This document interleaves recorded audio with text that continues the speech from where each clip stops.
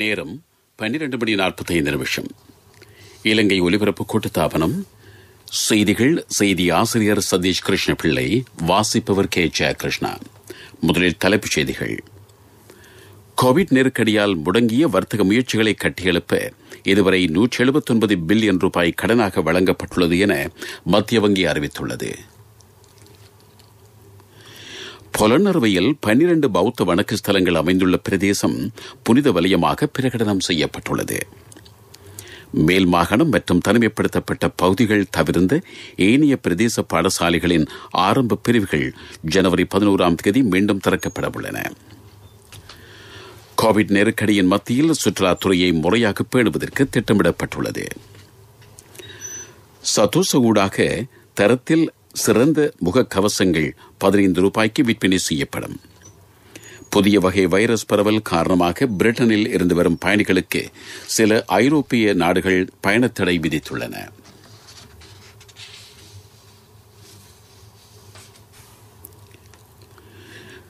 Covid நெருக்கடியால் முடங்கிய வர்த்தக முயற்சிகளை மேம்படுத்துவதற்காக இதுவரை 179 பில்லியன் ரூபாய் வரையிலான தொகை கடனாக வழங்கப்பட்டுள்ளது என மத்திய வங்கி அறிவித்துள்ளது. கடந்த ஏப்ரல் 1 தொடக்கம் செப்டம்பர் 30 வரையிலான காலப்பகுதியில் விவசாய துறைக்காக 15%, கைத்தொழில் துறைக்காக 33%, சேவைகள் சார்ந்த துறைக்காக 52% வழங்கப்பட்டன.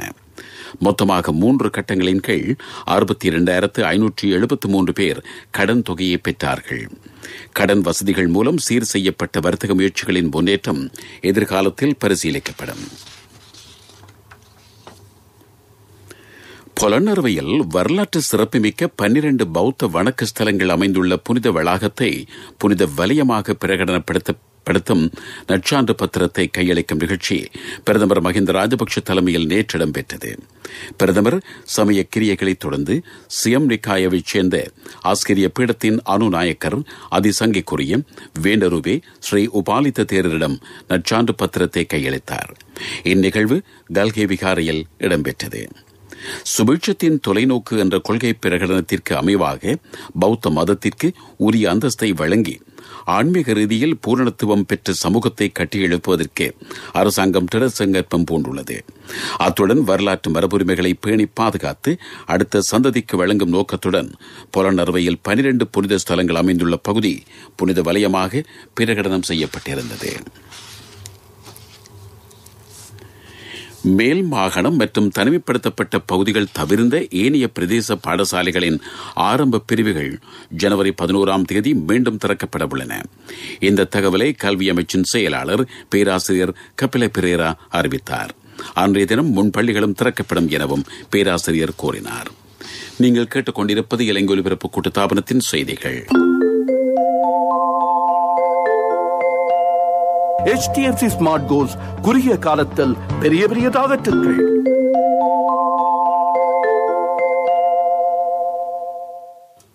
கோவிட்-19 தொற்று நோயின் நிலவரத்திற்கு மத்தியில் உரிய முறையை அனுசரித்து சுற்றுலாத்துறையை பேணப்போவதாக ஆரம்ப சுகாதார சேவைகள், தொற்று நோய்கள் மற்றும் கோவிட் கட்டுப்பாட்டு அலுவல்கள் ராஜாங்க அமைச்சின் செயலாளர் கலாநிதி அமல் ஹர்ஷடி செல்வா தெரிவித்துள்ளார். இலங்கை வரும் சுற்றுலா பயணிகள் 72 மணித்தியாலத்திற்கு முன்னர் PCR பரிசோதனைகளை செய்து கொள்வது கட்டாயமாக்கப்படும். அவர்கள் இலங்கையில் தரையிறங்கிய பின்னர் முறையான சுகாதார பரிசோதனைகள் மேற்கொள்ளப்படும் என செயலாளர் கூறினார். இலங்கை ஒலிபரப்பு கூட்டுத்தாபனத்தின் சிங்கள சேவையில் ஒலிபரப்பான சுபாரத் நிகழ்ச்சியில் அவர் உரையாற்றினார். சுற்றுலா வழிகாட்டிகள் அடங்கலாக துறைசார் பணியாளர்கள் சகலருக்கும் மாற்று வருவாய் மார்க்கங்களை உருவாக்கப் போவதாக சுற்றுலா அமைச்சின் செயலாளர் சிறிபால ஹெட்டியாராச்சி தெரிவித்தார்.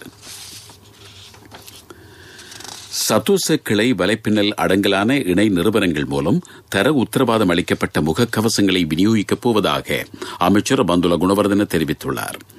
நுகர்வோர் 15 ரூபாய்க்கும் மொத்த விற்பனையாளர்கள் 12 ரூபாய்க்கும் இன்று தொடக்கம் முகக்கவசங்களை கொள்வனவு செய்ய முடியும் என அமைச்சர் குறிப்பிட்டார். சதோச நிறுவனத்திற்கு 15 ஆண்டுகள் பூர்த்தியாவதை முன்னிட்டு ஏற்பாடு செய்யப்பட்டிருந்த வைபவத்தில் வர்த்தக அமைச்சர் உரையாற்றினார். இந்த நிகழ்வு சதோச தலைமையகத்தில் இடம்பெற்றது. அடுத்த வாரம் தொடக்கம் தொற்று நீக்கிகளையும் குறைந்த விலைக்கு விநியோகிக்கப் போவதாக அமைச்சர் கூறினார். 2021 ஆண்டு தொடக்கம் இளம் தொழில் முயற்சியாளர்கள் 1000 பேரை இணைத்துக் கொண்டு மக்கள் குறைந்த விலையில் பொருட்களை கொள்வனவு செய்யக்கூடிய 1000 கியூ ஷாப் விற்பனை நிலையங்களை ஆரம்பிக்கப் போவதாகவும் அவர் தெரிவித்தார். இன்று காலை 6 மணியுடன் முடிவடைந்த 24 மணித்தியாலங்களில் தனிமைப்படுத்தல் விதிமுறைகளை மீறியதாக சந்தேகிக்கப்படும் 41 பேரை கைது செய்ததாக போலீசார் அறிவிக்கிறார்கள். அக்டோபர் 30ஆம் தேதி தொடக்கம் இன்று வரை முகக்கவசம் அணியாமை, ஆள் இடைவெளி பேணாமை போன்ற குற்றங்களுக்காக கைது செய்யப்பட்டவர்களின் எண்ணிக்கை 6650 தாண்டுகிறது. இந்த தகவலை போலீஸ் ஊடக பேச்சாளரான சிரேஷ்ட போலீஸ் அத்தியட்சகர் அஜித் ரோகன தெரிவித்தார். வீதி விதிமுறைகளை மீறுவோரை கைது செய்வதற்காக விசேட போக்குவரத்து திட்டம் தொடர்ந்தும் அமலாவதாக அவர் கூறினார். சமூக அக்கறையோடு தமிழ் மொழியின் செழுமை காக்கும் வானொலியாக இலங்கை ஒலிபரப்பு கூட்டுத்தாபனம் திகழ்வதாக ஓய்வு பெற்ற கைத்தொழில் நீதிமன்ற பதிவாளரும் அகில இலங்கை இந்து மாமன்ற துணைத் தலைவருமான தர்மலிங்கம் மனோகரன் தெரிவித்துள்ளார். இந்த வானொலி தொடர்ந்தும் சமூக பிரஜையுடன் மக்கள் நலன் பேண அர்ப்பணிப்புடன் பாடுபடும் என்ற நம்பிக்கை தமக்குள்ளதாக திரு மனோகரன் கூறினார். இலங்கை ஒலிபரப்பு கூட்டுத்தாபனத்தின் தமிழ் சேவையில் இன்று காலை ஒலிபரப்பான விடியும்பளி நிகழ்ச்சியில் அவர் உரையாற்றினார். இலங்கை ஒலிபரப்பு கூட்டுத்தாபனம் நாடெங்கிலும் உள்ள பௌத்த விகாரைகளில் நடத்தி வரும் ரத்ன சூத்திர மந்திர உச்சாடனத்தின் 59வது நிகழ்வே கொழும்பு பேஸ்லைன் வீதியில் உள்ள ஸ்ரீ விசுத்தாராம லுனாவ மகர விகாரையில் இன்று இடம்பெறும். இலங்கை ஒலிபரப்பு கூட்டுத்தாபன சிட்டிஎஃப்எம் அலைவரிசையிலும் பிராந்திய சிங்கள சேவை அலைவரிசைகளிலும் 6:30 தொடக்கம் இந்த நிகழ்ச்சி இன்று ஒலிபரப்பாகும். கிழக்கு மாகாணத்தின் பல இடங்களில் நேற்று அடைமழை பெய்ததுடன் மக்களின் இயல்பு வாழ்க்கையும் பாதிக்கப்பட்டுள்ளதாக எமது செய்தியாளர்கள் அறிவித்திருக்கிறார்கள். இன்று காலை 8:30 முடிவடைந்த 24 மணித்தியாலங்களில் பொத்துவில் சாகாம்பம் குளம் பிரதேசத்தில் 113.6 மில்லிமீட்டர் மழைவீழ்ச்சி பதிவாகியுள்ளது என பொத்துவில் வானிலை அவதான நிலையம் அறிவித்துள்ளது. பல இடங்களில் மழை பெய்ததால் தாழ்ந்த பகுதிகளில் வெள்ள அபாயம் தோன்றியுள்ளதாக எமது அட்டாளை சென்னை செய்தியாளர் கூறுகிறார். திருகோணமலை மாவட்டத்திலும் அடைமழை பெய்து தாழ்நில பிரதேசங்கள் வெள்ளத்தில் மூழ்கியுள்ளன. கிண்ணியா வலய கல்வி பிரிவிலும் பாடசாலைகள் மூடப்பட்டிருப்பதாக வலய கல்வி பணிப்பாளர் நசூர்கான் தெரிவித்ததாக எமது நிருபர் கூறுகிறார். சாஸ்திரியார்கிட்ட மகன ஜாதகத்தை கொடுத்தேன். 3 வருஷத்துல பெரிய இடத்துக்கு மகன் வருவானுவர். இதுக்கு சாஸ்திரிய கேட்க வேண்டுமே, எனக்கு முதல்லயே தெரியுமே. நீங்க என்ன சாஸ்திரியோ? மகண்ட எதிர்காலத்தை நினைச்சு HDFC ஸ்மார்ட் கோல்ஸ் கணக்கொண்ட திறக்கும் போதே எனக்கு தெரியும். பிள்ளைகளின் எதிர்காலத்திற்கு சிந்தித்துக் கொண்டிராமல் HDFC ஸ்மார்ட் கோல்ஸ் கணக்கொண்டை திறந்து 3 வருடங்களில் அவர்களின் பட்டப்படிப்புக்கு வழி செய்யுங்கள். மேலதிக தகவல்களுக்கு அழையுங்கள் 2356-888. நான் HDFCக்கு போனது சாஸ்திரி சொல்ல இல்லையோ. HDFC ஸ்மார்ட் கோல்ஸ் குறுகிய காலத்தில் பெரிய பெரிய டார்கெட்டுகள்.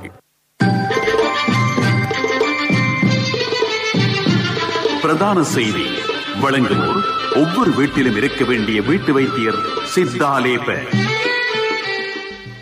இம்முறை நத்தார் திருப்பலி பூஜையை நடத்தும் ஆயர்மாருக்கு தேவையான பூஜை உடைகளையும் சீருடைகளையும் வழங்க பெட்டிக், கைத்தறி நெசவு மற்றும் தேசிய ஆடை உற்பத்தி அமைச்சு நடவடிக்கை எடுத்துள்ளது. ராஜாங்க அமைச்சர் தயாஸ்ரீ ஜெயசேகர பிரதான நத்தார் திருப்பலியின் போது கர்தினால் மெல்கம் ரஞ்சித் தாண்டகை அணியக்கூடிய ஆடையையும் தொப்பியையும் நேற்றிரவு கையளித்தார். இந்த நிகழ்வு ராகம சென் பெசிலிகா தேவஸ்தானத்தில் இடம்பெற்றது. இம்முறை பிரதான நத்தார் திருப்பலி பூஜை கந்தானை புனித செபாஸ்டியன் தேவஸ்தானத்தில் இடம்பெறும்.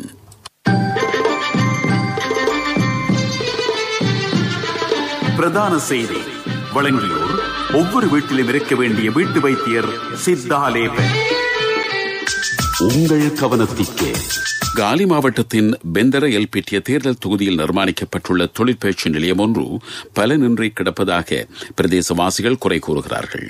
கஹந்தவ வரணவில என்ற இடத்தில் பெல்ஜிய கிராம தொழிற்பயிற்சி நிலையம் ஸ்தாபிக்கப்பட்டது. இது மூடப்பட்டு பல வருடங்கள் கடந்தாலும் பயிற்சி நிலைய கட்டடம் முறையாக பயன்படுத்தப்படவில்லை. இந்த விடயத்தை எல்பிட்டிய பிரதேச செயலாளரது கவனத்திற்கு கொண்டு வருகிறோம். உலகச் செய்திகள். பிரிட்டனில் பரவும் புதிய வகை வைரஸை எவ்வாறு கூட்டாக சமாளிப்பது என்பது பற்றி ஐரோப்பிய ஒன்றிய அதிகாரிகள் இன்று பேச்சுவார்த்தை நடத்தவுள்ளனர். கூடுதலாக பரவும் வைரஸ் காரணமாக பல நாடுகள் பயண தடைகளை விதித்துள்ளன. ஜெர்மன், பிரான்ஸ், இத்தாலி ஆகிய நாடுகள் பிரிட்டனில் இருந்து வரும் விமானங்களை தடை செய்துள்ளன. சில ரயில் சேவைகளும் ரத்து செய்யப்பட்டுள்ளன. கோவிட்-19 வைரஸின் புதிய நுண்ணுயிரி 70% கூடுதலாக பரவுகிறது என சுகாதார அதிகாரிகள் கூறுகிறார்கள். அது அதிக பயங்கரமானதா என்பது இன்னமும் தெரியவில்லை. சவுதி அரேபியாவும் புதிய கோவிட்-19 வைரஸ் காரணமாக சகல சர்வதேச பயணிகள் விமானங்களையும் தற்காலிகமாக இடைநிறுத்தியுள்ளது. இந்த தடை ஒரு வார காலம் அமலில் இருக்கும். வைரஸ் பரவும் விதத்தை அவதானித்து தடையை நீடிப்பதா இல்லையா என்பது பற்றி தீர்மானிக்கப் போவதாக சவுதியின் உள்துறை அமைச்சு அறிவித்துள்ளது. கடந்த 3 மாத காலங்களில் ஏதேனும் ஐரோப்பிய நாடொன்றின் ஊடாக சவுதி வந்தவர்கள் அனைவரும் PCR பரிசோதனை செய்து கொள்ள வேண்டும் என அமைச்சு உத்தரவிட்டுள்ளது. சிட்னியிலிருந்து வருகை தருவோருக்கு தடை விதிப்பது என ஆஸ்திரேலியாவின் மாநிலங்களும் பிராந்தியங்களும் தீர்மானித்துள்ளன. சிட்னியில் கோவிட்-19 தொற்று ஏற்பட்டிருப்பது இதற்கு காரணமாகும். பல விமான சேவை நிறுவனங்கள் இன்று சிட்னியிலிருந்து புறப்படவிருந்த விமானங்களை ரத்து செய்துள்ளன. இந்நகரில் 2வது அலையாக பரவிய வைரஸ் இதுவரை 83 பேரை தொற்றியுள்ளமையும் உறுதிப்படுத்தப்பட்டுள்ளது. அபிவிருத்தி செய்திகள்.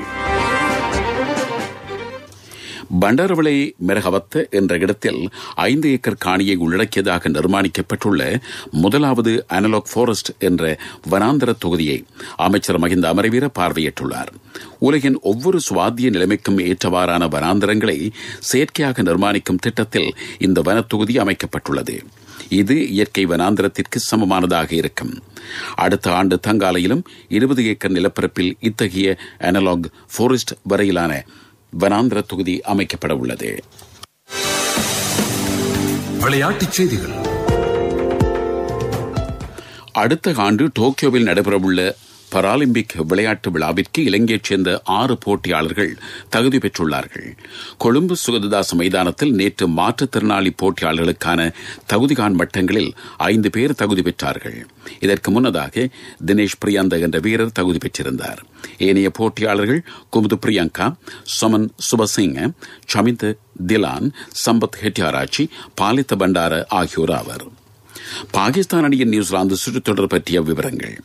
நேற்று ஹாமில்டனில் இடம்பெற்ற பாகிஸ்தானுக்கு எதிரான 2வது T20 சர்வதேச போட்டியில் நியூசிலாந்து அணி 9 விக்கெட்டுகளால் வெற்றியீட்டியுள்ளது. முதலில் துடுப்படுத்த ஆடிய பாகிஸ்தானிய வீரர்கள் 6 விக்கெட் இழப்பிற்கு 163 ஓட்டங்களை எடுத்திருந்தார்கள். நியூசிலாந்து வீரர்கள் 1 விக்கெட்டை மாத்திரம் இழந்து 4 பந்துவீச்சுகள் எஞ்சிய நிலையில் வெற்றி இலக்கை அடைந்தார்கள்.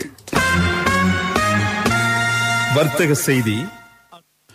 மக்கள் வங்கி சிறிய மற்றும் நடுத்தர அளவிலான வர்த்தக முயற்சிகளை அபிவிருத்தி செய்வதற்காக கைத்தொழில் அபிவிருத்தி சபை, இலங்கை சந்தைப்படுத்தல் நிறுவகம் ஆகியவற்றுடன் புரிந்துணர்வு உடன்படிக்கையில் கைச்சாத்திட்டுள்ளது. மேட் இன் ஸ்ரீலங்கா கடன் திட்டத்தின் கீழ் உள்நாட்டு கைத்தொழில்களை அபிவிருத்தி செய்ய உதவுவது இதன் நோக்கமாகும். பொருளாதார செய்திகள். அனுசரணை. பிசினஸ் டீல்ஸ் எல்லாம் இப்போ சிம்பிள். ஒரு சில டாப்ஸை போதும். எப்போதும் செலுத்த எல்லோரும் கனெக்டட். சிறந்த டிஸ்கவுண்ட்ஸ் LOLC ரியல் டைம். பரிவர்த்தனைக்கு மேலதிக கட்டணங்கள் இல்லை. கவர்ச்சிகரமான வட்டி விதத்துடன் பல்வேறு நன்மைகள். LOLC ஃபைனான்ஸ் ரியல் டைம் ஆப்பினை உடன் டவுன்லோட் செய்யுங்கள். LOLC சேமிப்பு கணக்கிடமிருந்து. உள்ளூர் மூலப்பொருட்களை பயன்படுத்தி புதுமையான உற்பத்திகளை உருவாக்கும் முயற்சிகளுக்கு வலுவூட்டுவதற்காக நெஸ்லே நிறுவனம் முன்னணி பல்கலைக்கழகங்களுடன் கைகோர்த்துள்ளது. இதன் பிரகாரம் களனி பல்கலைக்கழகம், ஜெயவர்தனபுர பல்கலைக்கழகம், கொழும்பு பல்கலைக்கழகம், மொரட்டுவ பல்கலைக்கழகம் ஆகியவற்றைச் சேர்ந்த 200 மாணவர்கள் புதுமை உற்பத்திகளுக்கான தமது யோசனைகளை சமர்ப்பிப்பார்கள். அண்ணா, 31க்கு நீங்க மகளுக்கு தங்கம் வாங்குவீங்கன்னு நான் எதிர்பார்க்க இல்ல. எந்த தங்கத்துக்கு தங்கம் கொடுக்க முடிஞ்சது எந்த LOLC கிரெடிட் கார்டு இருந்ததால. LOLC ஃபைனான்ஸ் கடன் அட்டை உங்களை மேலும் உயர்த்திட. காலநிலை அறிக்கை. வடக்கு கிழக்கு வடமத்திய மத்திய ஊவா வடமேல் மாகாணங்களிலும் ஹம்பந்தோட்டை மாவட்டத்திலும் மழை பெய்யும் என வளிமண்டலவியல் திணைக்களம் அறிவித்துள்ளது. நாட்டின் ஏனைய பாகங்களில் பிற்பகல் 1 மணிக்கு பின்னர் மழையோ இடியுடன் கூடிய மழையோ பெய்யலாம். மத்திய ஊவா மாகாணங்களிலும் பொலனறுவை, அம்பாறை, மட்டக்களப்பு மாவட்டங்களின் சில இடங்களிலும் 100 மில்லிமீட்டரையும் தாண்டிய மழை வீழ்ச்சி எதிர்பார்க்கப்படுகிறது. மத்திய மலைப்பிரதேசத்தின் கிழக்கு சரிவுகளிலும் வடக்கு வடமத்திய வடமேல் மாகாணங்களிலும் மணிக்கு 50 கிலோமீட்டர் வரையில் காற்று வீசக்கூடும். மீண்டும் தலைப்புச் செய்திகள். கோவிட் நெருக்கடியால் முடங்கிய வர்த்தக முயற்சிகளை கட்டியெழுப்ப இதுவரை 179 பில்லியன் ரூபாய் கடனாக வழங்கப்பட்டுள்ளது என மத்திய வங்கி அறிவித்துள்ளது. பொலனர்வையில் 12 பௌத்த வணக்க ஸ்தலங்கள் அமைந்துள்ள பிரதேசம் புனித வலயமாக பிரகடனம் செய்யப்பட்டுள்ளது. மேல் மாகாணம் மற்றும் தனிமைப்படுத்தப்பட்ட பகுதிகள் தவிர்ந்த ஏனைய பிரதேச பாடசாலைகளின் ஆரம்ப பிரிவுகள் ஜனவரி 11 மீண்டும் திறக்கப்பட உள்ளன. கோவிட் நெருக்கடியின் மத்தியில் சுற்றுலாத்துறையை முறையாக பேணுவதற்கு திட்டமிடப்பட்டுள்ளது. சத்தோச ஊடாக தரத்தில் சிறந்த முகக்கவசங்கள் 15 ரூபாய்க்கு விற்பனை செய்யப்படும். புதிய வகை வைரஸ் பரவல் காரணமாக பிரிட்டனில் இருந்து வரும் பயணிகளுக்கு சில ஐரோப்பிய நாடுகள் பயணத்தடை விதித்துள்ளன. இத்துடன் செய்திகள் முடிவடைந்தன. எமது அடுத்த பிரதான செய்தி அறிக்கை இன்று மாலை 6 மணிக்கு.